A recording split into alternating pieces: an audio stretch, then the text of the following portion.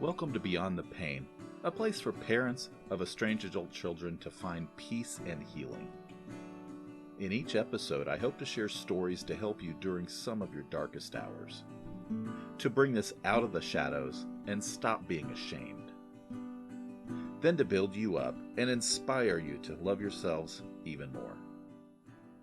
So this is my first podcast. I really started this podcast so that so people wouldn't think they're alone in being estranged from their adult children.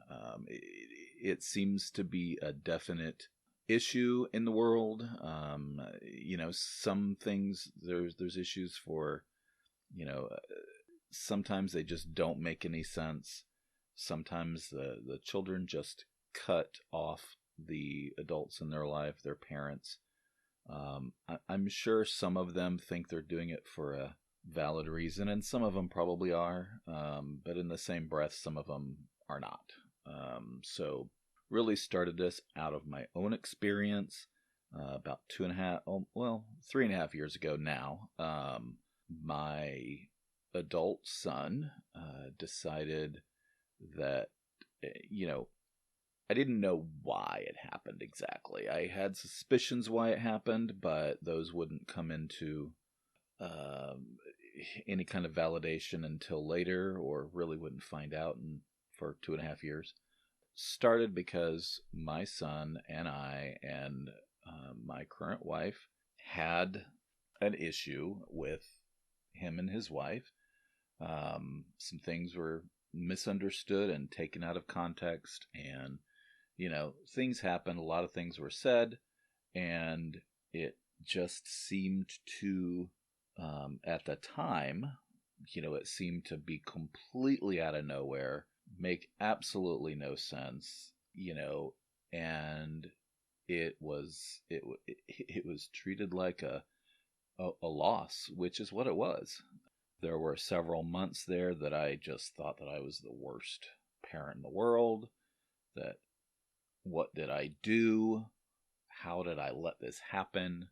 I had nobody except for my immediate family, and really my wife and my other two kids, because they were, one was the youngest of our children. Our youngest daughter was there when things blew up, and the oldest one was not living with us, but in subsequent conversations, and things that happened, she was made aware by us how things happened, and we were just devastated. We had no idea what caused it. We had no idea how to fix it. It was awful. And this was Labor Day 2016, that area. So it was just a little before the holidays.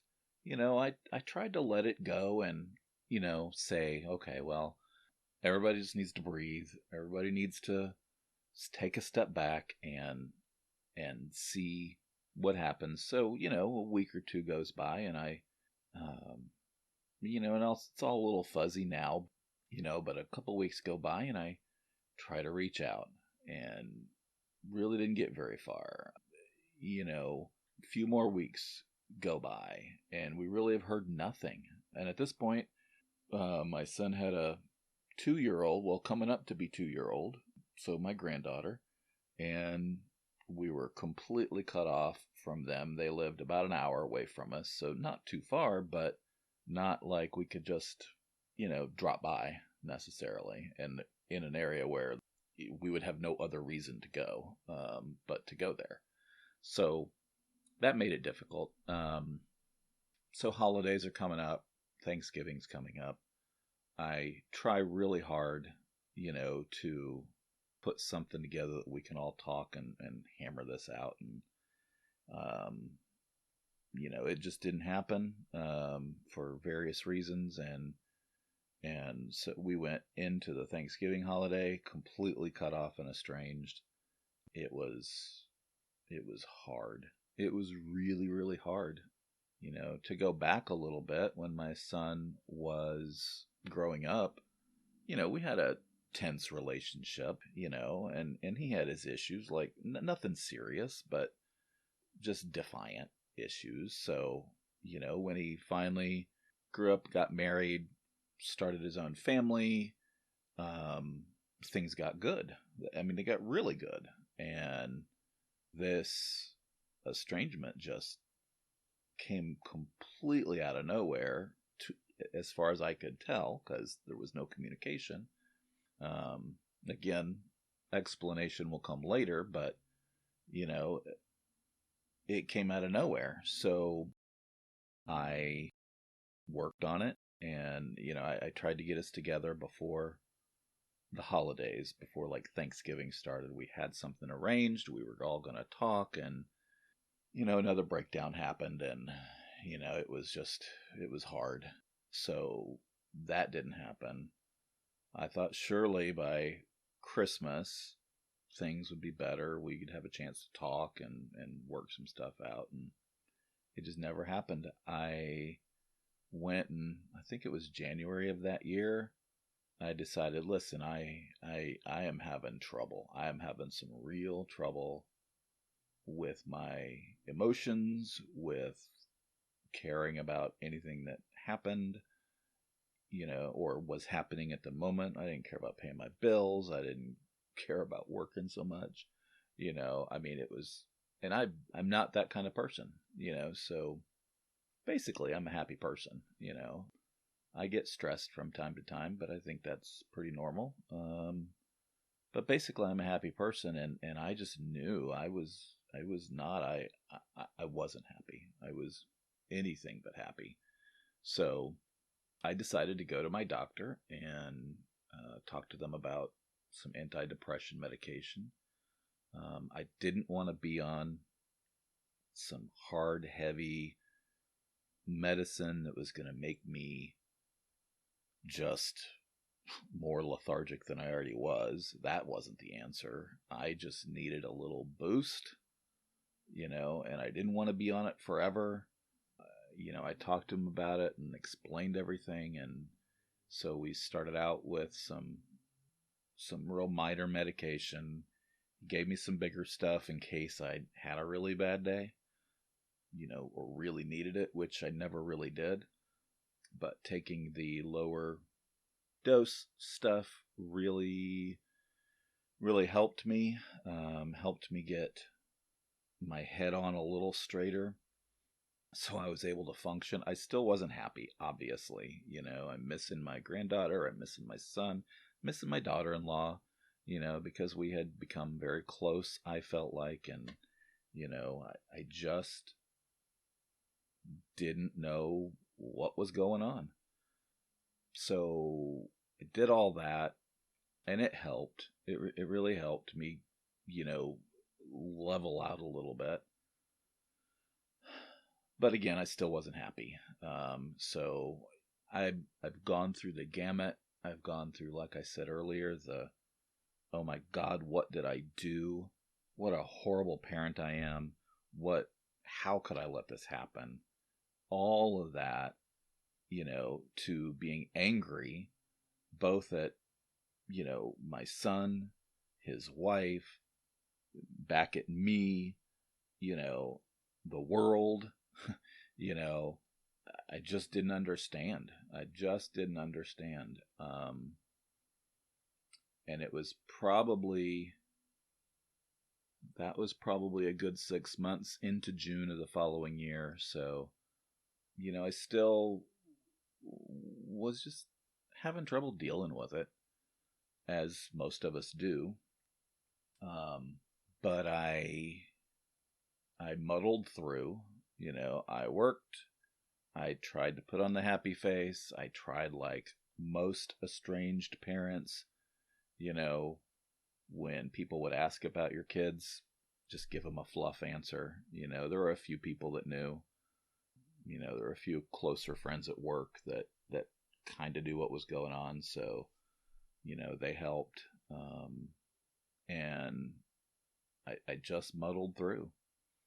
I also sought out counseling, which also helped tremendously. I don't think I could have made it through without that counseling. So I highly recommend, if you can find somebody that can be recommended, that's preferable, somebody that someone knows or can be recommended by your doctor or anyone, really. Because there's so many people out there that just don't know what they're doing. I was fortunate. I was helped to see that, regardless of the cause and whether it was, my fault, their fault, both of our faults, anything, that, you know, I didn't deserve that just being cut off completely. And I, I was not a bad person, So I did that. And it was probably coming up to the holidays the next year, started getting tough again. Made it through everything else, birthday, Father's Day, my son's birthday, all of that. And coming up to the holidays, it got rough again. It didn't help. We had other issues. My wife's mother was in a nursing home, and she eventually passed away, from complications with strokes and stuff. So during that whole time, she was in a nursing home, and, I'm trying to support my wife, and she's trying to support me, and it was just very hard. So probably coming up to the holidays the next year, I started looking for other ways to help me, other ways to get through it. Surely I'm not the only person out there that is going through this. Surely that there's some sort of support groups that aren't going to cost a lot of money, that people are there just like me, wondering what the hell happened. And I started doing some Facebook group searching, found a few groups, eventually found one that I settled into. And when I realized in this particular group there were thousands of members from all walks of life, from any part of the world, not just the country, but I mean, there were people from everywhere. I then realized, oh my God, you are by far not alone. There are many, many people, and so many of the stories sounded very familiar. So many of them sounded heart-wrenching. So many of them sounded a whole lot worse than mine, with nasty exchanges and sometimes physical altercations and, just all kinds of stuff. So, I began to realize that while, yes, I wasn't alone by any stretch, I had it easier than some in a way, because sometimes no communication is worse in a way than some communication. But for me, I think it was easier in a way that I was getting the silent treatment, rather than some of this really nasty, and I can't even begin to tell you the things that I read. And it helped me, but it just made me realize what a huge problem it is. So, I was in that group for a couple of months, probably 3 or 4 months actually. And then some things happened in that group and I wasn't real thrilled with. And myself and a couple of other estranged parents formed our own group. We didn't like the direction that was, and we formed our own group. And that has been very, I think the word is cathartic, to be giving back, to other people that I know are hurting and I know are going through some serious stuff. So it has been a great thing. Now, a year ago, today is Memorial Day when I'm recording this, in 2020. So actually 1 year ago today, my son attended my youngest daughter's high school graduation. And from that point forward, we started talking, started delving into some of the things that happened. And, you know, come to find out, and he has made no bones about that he regrets handling things the way he did. So, come to find out that there was just something in him that was triggered from a childhood memory that I had no clue about, but that he thought I did.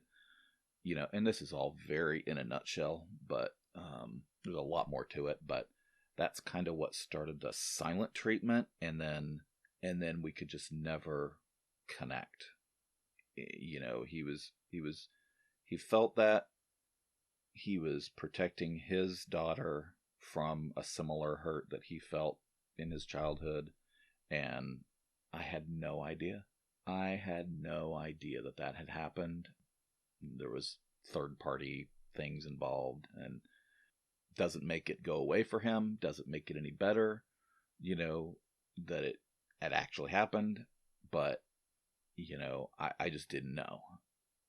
Like I said, he thought I knew. I didn't know. So the whole big thing, I mean, that's not what initially started it, but what started it triggered that, and triggered that feeling, and then it just went to hell from there. So I will say that now we're in a pretty good place. Things aren't perfect. I don't think they'll ever be perfect. Not that they were ever perfect to begin with, but we're in a pretty good place. We have our ups and downs, but I don't think that's anything to do with the estrangement. I think that's just life. So there is always that knee-jerk reaction. I can't say that, or I could lose them all again. Even though he's promised and, told me, both of them, him and his wife, that they won't let that happen again. It's too important. I have grown so close to my granddaughter. I love her to bits, and I don't think that they would let that happen. But it's still that knee-jerk reaction. So it's been a crazy few years. And then of course we have other kids. We have our youngest daughter is 20. She's in college now. She's still living with us. She's in college. She's making her way in the world, and probably next year probably in January is her plan, actually. She will move out and either find somewhere around here, or she may move to another friend's house out of state. Who knows? She's got a couple of different options, which is great. But, when this happened, she was 6. She's just turning 16, so it was a real hard time to keep paying attention to her and giving her things that she needed when I couldn't give myself the things I needed. Thank God my wife was there and she could help me through, and she's my rock. But it was tough. So now I'm here, 2020. Like I said, Memorial Day, May 25th, 2020. Ready to start this podcast. This will obviously be aired a little later, but I'm ready to get this thing going to try to help some of you out there that might be feeling some of this stuff, that think you're alone. I want to bring this out of the shadows. It's nothing to be ashamed of. I mean, granted, some people may have done something that had their children cut them off or whatever. I think for the most part, there's a lot of third-party involvement, whether it's exes or in-laws or whatever, and, and misunderstandings. And I think there's just so many factors. So I wanted to start this, to get this out of the shadows, like I said, to make sure that people know that they're not the terrible parent that they think they are just because your child decided to cut you out of their life. I mean, we've even had parents who admit they did some pretty awful things when their kids were young, and that they worked past it, they thought they were in a good place, and then this happens. So I don't have all the answers. I am by far not a psychologist or psychiatrist, but just a guy that has been there, done that, and I want to help people, and I thought this is a good way to do it. We can keep our anonymity in a way and be able to still put some things out there that people need to be aware. People need to know. There's a lot of people guiding our kids in the wrong direction, telling them to cut us out of their lives. And sometimes I think they just don't have the maturity yet to make any other decisions. If somebody's egging you on to do a certain thing, then you're likely to do that. So, and it's not in all cases. I'm not saying that every daughter-in-law or mother-in-law or son-in-law or whatever or family member is trying to sway your kids. I'm not saying that at all. I just know it happens sometimes. So I honestly, I thought that was the case with my case, but I have come to learn that it's not. So, I said a lot of things about my daughter-in-law initially that were not fair, were not true. I just didn't know. So what transpired made sense to me at the time, but now knowing some of the other stuff, it wasn't true at all. So anyway, so that's my story. That's my first story. I'm putting it out there. I hope to do at least one a week to help, like I said, get this out there, get it out of the shadows, get people talking about it, get families back together, if at all humanly possible. And it's not always possible, and if that's not the case, then to let you know that you are not alone, and there's many of us out there. You just have to find your tribe. So I have found mine, and fortunately my son and I are in a good place now, but taking my experience and trying to help others, as well as some of my new friends from my groups that I hope to be hearing from soon, so you don't just have to listen to me. But I'll share some stories here and there and see what comes out of this, and I hope all good things. So anybody that, you're welcome to shoot me an email.